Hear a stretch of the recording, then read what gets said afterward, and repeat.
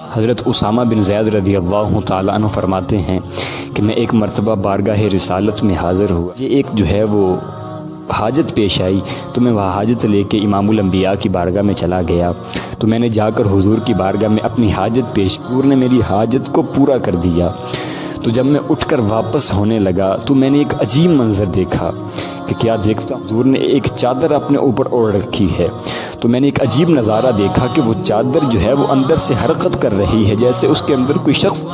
تو میں نے عرض کی یا رسول اللہ، آپ کی چادر جو ہے وہ حرکت کر رہی ہے، کیا کوئی اندر ہے؟ تو حضور نے جب اتنی بات سنی تو حضور نے اپنی چادر انور اوپر سے اتار دی۔